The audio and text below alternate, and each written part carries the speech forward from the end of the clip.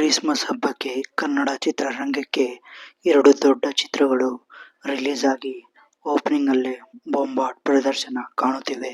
ಹೌದು, ಮಾರ್ಕ್ ಮತ್ತು 45 ಚಿತ್ರಗಳು ಕ್ರಿಸ್ಮಸ್ ಹಬ್ಬದಂದು ತಮ್ಮದೇ ಹಬ್ಬ ಎನ್ನುವ ರೀತಿ ಕನ್ನಡ ಇಂಡಸ್ಟ್ರಿಯಲ್ಲಿ ಒಳ್ಳೆ ಸೌಂಡ್ ಮಾಡ್ತಾ ಇದ್ದಾವೆ. ಹೌದು, ಈ ಚಿತ್ರ ಡಿಸೆಂಬರ್ 25ರಂದು ರಿಲೀಸ್ ಆಗಿದ್ದವು. ರಿಲೀಸ್ಗೂ ಮುಂಚೆ ಇದ್ದಂತಹ ಹೈಪ್ ಅದೇ ರೀತಿ ರಿಲೀಸ್ ಆದ್ಮೇಲೂ ಕೂಡ ಈ ಎರಡು ಚಿತ್ರಗಳು ಪ್ರೇಕ್ಷಕರ ಮನಸ್ಸಲ್ಲಿ ಅಚ್ಚೆ ಹಾಕಿ ಬಿಟ್ಟಿದ್ದಾವೆ. ಒಳ್ಳೆಯ ಪ್ರದರ್ಶನವನ್ನೇ ಕಾಣುತ್ತಿದ್ದಾವೆ. ಬನ್ನಿ ಮೊದಲ ದಿನದ ಕಲೆಕ್ಷನ್ ಅನ್ನ ತಿಳಿಯೋಣ. ಹೌದು, ಮೊದಲನೇದಾಗಿ ಅಭಿನಯ್ ಚಕ್ರವರ್ತಿ, ಕಿಚ್ಚ ಸುದೀಪ್ ಹಾಗೂ ವಿಜಯ್ ಕಾರ್ತಿಕೇಯ ಅವರ ಎರಡನೇ ಕಾಂಬಿನೇಷನ್ ಅಲ್ಲಿ ಬಂದಂತಹ ಸಿನಿಮಾನೇ ಮಾರ್ಕ್.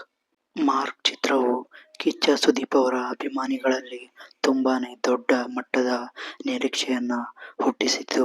ಅದೇ ರೀತಿಯಾಗಿ ಕ್ರಿಸ್ಮಸ್ ಹಬ್ಬದಂದು ರಿಲೀಸ್ ಆದಂತಹ ಈ ಚಿತ್ರವು ಜನರ ಮನಸ್ಸನ್ನ ಗೆಲ್ಲುವಲ್ಲಿ ಯಶಸ್ವಿಯಾಗಿದೆ ಹಾಗೂ ಬಾಕ್ಸ್ ಆಫೀಸ್ ಗಲ್ಲಾಪೆಟ್ಟಿಗೆಯಲ್ಲೂ ಕೂಡ ತನ್ನದೇ ಆದ ಛಾಪನ್ನ ಮೂಡಿಸಿದೆ. ಅಭಿನಯ ಚಕ್ರವರ್ತಿ, ಕಿಚ್ಚ ಸುದೀಪ್ ಅವರ ಮಾರ್ಕ್. ಮಾರ್ಕ್ ಚಿತ್ರವು ಕಿಚ್ಚ ಸುದೀಪ್ ಅವರ ಆಟಿಟ್ಯೂಡ್ ಮತ್ತು ಸ್ವ್ಯಾಗ್ ಇಂದಲೇ ಜನರ ಮನಸ್ಸನ್ನ ಗೆಲ್ಲುವಲ್ಲಿ ಯಶಸ್ವಿಯಾಗಿದೆ. ಹೌದು, ಜನರಿಗೆ ಬೆಳಗ್ಗಿನ 6 ಗಂಟೆಯ ಶೋಗೆ ಥಿಯೇಟರ್ನತ್ತ ಕರೆದೊಯ್ಯುವಲ್ಲಿ ಯಶಸ್ವಿಯಾಗಿದೆ. ಹೌದು, ಮಾರ್ಕ್ ಚಿತ್ರದ ಮೊದಲನೇ ದಿನದ ಬಾಕ್ಸ್ ಆಫೀಸ್ ಕಲೆಕ್ಷನ್ ಒಳ್ಳೆಯ ರೀತಿಯಲ್ಲೇ ಮೂಡಿ ಬಂದಿದೆ. ಹೌದು, ಮಾರ್ಕ್ ಚಿತ್ರದ ಮೊದಲನೇ ದಿನದ ಕಲೆಕ್ಷನ್ ಅನ್ನ ನೋಡೋದಾದ್ರೆ ಬರೋಬ್ಬರಿ 15ರಿಂದ 15.5 ಕೋಟಿ ಗಳಿಕೆಯನ್ನ ಮಾಡಿ ಬಾಕ್ಸ್ ಆಫೀಸ್ ಗಲ್ಲಾಪೆಟ್ಟಿಗೆಯಲ್ಲಿ ಧೂಳನ್ನ ಎಬ್ಬಿಸಿದೆ ಅಂದ್ರೆ ತಪ್ಪಾಗಲ್ಲ. ಅಭಿನಯ ಚಕ್ರವರ್ತಿ, ಕಿಚ್ಚ ಸುದೀಪ್ ಹಾಗೂ ವಿಜಯ್ ಕಾರ್ತಿಕೇಯ ಅವರ ಕಾಂಬಿನೇಷನ್ ಮ್ಯಾಕ್ಸ್ ನಂತರ ಮತ್ತೊಮ್ಮೆ ಸಾಬೀತು ಮಾಡಿದೆ, ನಾವು ಬ್ಲಾಕ್ ಬಸ್ಟರ್ ಹಿಟ್ ಪಕ್ಕಾ ಕೊಡುತ್ತೇವೆ ಎಂದು. ಇನ್ನು 45 ಚಿತ್ರದ ಕಲೆಕ್ಷನ್ ನ ನೋಡೋದಾದ್ರೆ ಇದಕ್ಕಿಂತ ಮುಂಚೆ ಈ ಚಿತ್ರವು ತುಂಬಾನೇ ನಿರೀಕ್ಷೆಯನ್ನ ಹುಟ್ಟುಹಾಕಿತ್ತು. ಇದಕ್ಕೆ ಕಾರಣ ತ್ರಿಮೂರ್ತಿಗಳ ಸಂಗಮ. ಹೌದು, ಈ ಚಿತ್ರದಲ್ಲಿ 3 ಕನ್ನಡದ ಸ್ಟಾರ್ಗಳು ಒಟ್ಟಿಗೆ ಅಭಿನಯಿಸುತ್ತಿರುವುದೇ ಕನ್ನಡ ಸಿನಿ ಪ್ರೇಕ್ಷಕರಲ್ಲಿ ಒಂದು ದೊಡ್ಡ ಮಟ್ಟದ ನಿರೀಕ್ಷೆಯನ್ನೇ ಹುಟ್ಟುಹಾಕಿತ್ತು.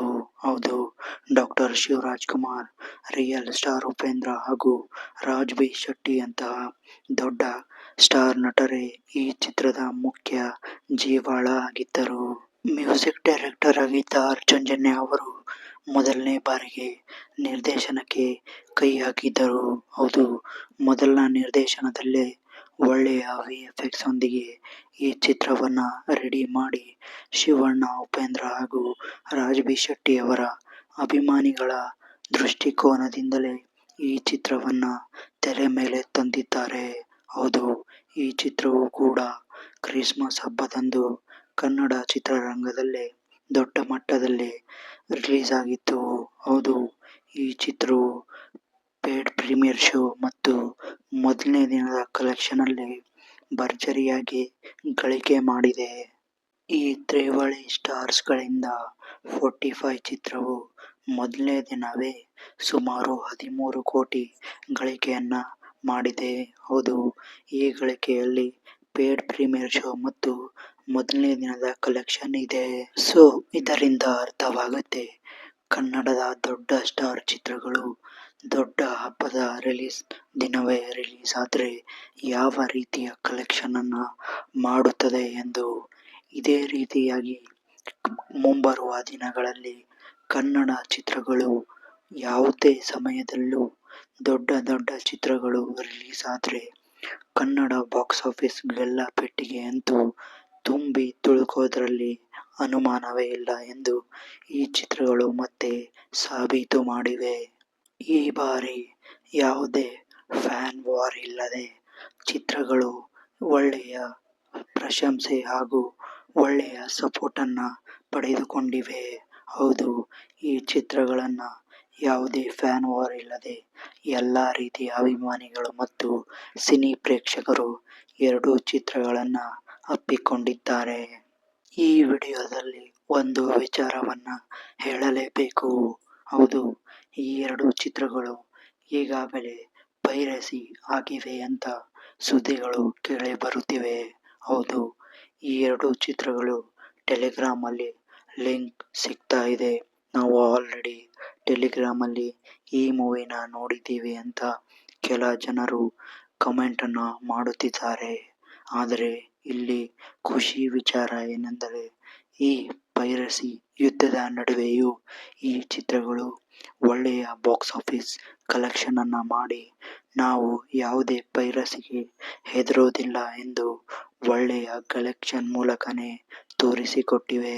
ಸಿನಿಮಾದ ಕಂಟೆಂಟ್ ಹಾಗೂ ಕ್ವಾಲಿಟಿ ಮತ್ತು ಸ್ಟೋರಿ ಮತ್ತು ಸ್ಟಾರ್ಗಳಿದ್ದರೆ ಆ ಸಿನಿಮಾ ಸೋಲುವುದು ಮಾತೇ ಇಲ್ಲ.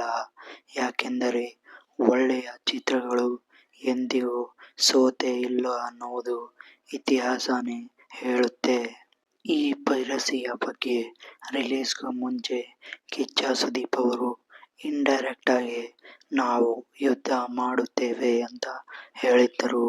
ಅದರ ಪ್ರೋಸೆಸ್ನಲ್ಲಿ ಯಾವ ರೀತಿಯಲ್ಲಿ ಇದ್ದಾರೆ ಅಂತ ನೋಡಬೇಕು.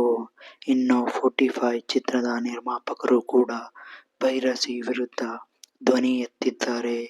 ಈ ಪೈರಸಿ ಆದ್ರೂ ಸಹ ಈ ಚಿತ್ರದ ಅಭಿಮಾನಿಗಳು ಮತ್ತು ಸಿನಿ ಪ್ರೇಕ್ಷಕರು ಈ ಚಿತ್ರಗಳನ್ನ ಕೈ ಬಿಡುತ್ತಾನೇ ಇಲ್ಲ. ಅವರು ಕೈ ಬಿಡುವುದೂ ಇಲ್ಲ. ಯಾಕೆಂದರೆ ಈ ಚಿತ್ರವು ಒಳ್ಳೆಯ ಕಂಟೆಂಟ್ಗಳನ್ನ ಹೊಂದಿವೆ. ಮತ್ತೆ ಕನ್ನಡ ಚಿತ್ರರಂಗ ಬಾಕ್ಸ್ ಆಫೀಸ್ ವಿಚಾರದಲ್ಲಿ ಬೂಮ್ ಆಗುತ್ತಿದೆ. ಇದು ಒಂದು ಒಳ್ಳೆಯ ವಿಚಾರ ಅಂತಾನೆ ಹೇಳಬೇಕು. ಇನ್ನು 2026ರಲ್ಲಿ ದೊಡ್ಡ ದೊಡ್ಡ ಚಿತ್ರಗಳ ಲೈನಪ್ ಇದೆ. ಅದು ಕೂಡ ಮೊದಲಾರ್ಧದಲ್ಲಿ. ಈ ಚಿತ್ರಗಳು ಆ ಚಿತ್ರಗಳಿಗೆ ಒಂದು ಹೊಸ ಮುನ್ನಡಿಯನ್ನ ಕೊಟ್ಟಿದ್ದೇವೆ. ಇನ್ನು 2ನೇ ದಿನದ ಕಲೆಕ್ಷನ್ ಈ ಸಂಜೆಯ ಶೋಗಳಿಂದ ಆಮೇಲೆ ಸಿಗುತ್ತದೆ. ಅಲ್ಲಿವರೆಗೂ ಈ ಮೊದಲ ದಿನದ ಕಲೆಕ್ಷನ್ ನಿಮಗೆ ಎಷ್ಟು ಖುಷಿ ಕೊಟ್ಟಿವೆ ಎಂದು ಕಾಮೆಂಟ್ ಮಾಡಿ. ಇನ್ನು ಈ ಕಲೆಕ್ಷನ್ ನ ಊಟ ಇಲ್ಲಿಗೆ ಮುಗಿಯುವುದಿಲ್ಲ. ಇನ್ನು ವೀಕೆಂಡ್ ನಲ್ಲಿ ಭರ್ಜರಿ ಕಲೆಕ್ಷನ್ ಮಾಡೋದ್ರಲ್ಲಿ ಈ ಎರಡು ಚಿತ್ರಗಳು ಯಾವುದೇ ಅನುಮಾನ ಇಲ್ಲ ಅಂತ ಸಿನಿ ಪ್ರೇಕ್ಷಕರು ಹೇಳುತ್ತಾರೆ.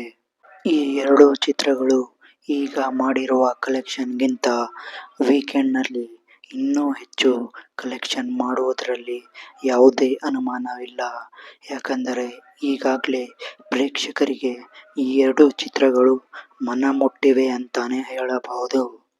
ಈ ವೀಕೆಂಡ್ ನಲ್ಲಿ ಈ ಎರಡು ಚಿತ್ರಗಳಲ್ಲಿ ಯಾವ ಚಿತ್ರ 50 ಕೋಟಿ ಗಡಿ ದಾಟಬಹುದು ಎಂದು ನಿಮ್ಮ ಅಭಿಪ್ರಾಯ ಅಥವಾ ನಿಮ್ಮ ಅನಿಸಿಕೆಯನ್ನ ಕಾಮೆಂಟ್ ಮೂಲಕ ತಿಳಿಸಿ. ಯಾವ ಚಿತ್ರ ಅತಿ ವೇಗವಾಗಿ 50 ಕೋಟಿ ದಾಟುತ್ತದೆ ಅಂತ ಎಲ್ಲ ಫ್ಯಾನ್ಸ್ಗಳು ಕಾಯುತ್ತಿದ್ದಾರೆ. ಇದೇ ರೀತಿಯಾಗಿ 45 ಮತ್ತು ಮಾರ್ಕ್ ಚಿತ್ರಗಳು ಇನ್ನು ಥಿಯೇಟರ್ನಲ್ಲಿ ಯಶಸ್ವಿಯಾಗಿ ಮುನ್ನುಗ್ಗಲಿ ಹಾಗೂ ಕನ್ನಡ ಚಿತ್ರರಂಗದ ಬೆಳವಣಿಗೆಗೆ ಮತ್ತೊಂದು ಹೊಸ ಅಧ್ಯಾಯ ಬರೆಯಲಿ ಎಂದು ಈ ಎರಡು ಚಿತ್ರದ ಅಭಿಮಾನಿಗಳು ಮತ್ತು ಕನ್ನಡ ಸಿನಿ ಪ್ರೇಕ್ಷಕರ ನಿರೀಕ್ಷೆ. ಇದಾಗಿತ್ತು ಇಂದಿನ ಸುದ್ದಿ. ಮತ್ತೊಂದು ಸುದ್ದಿಯೊಂದಿಗೆ ಸಿಗೋಣ.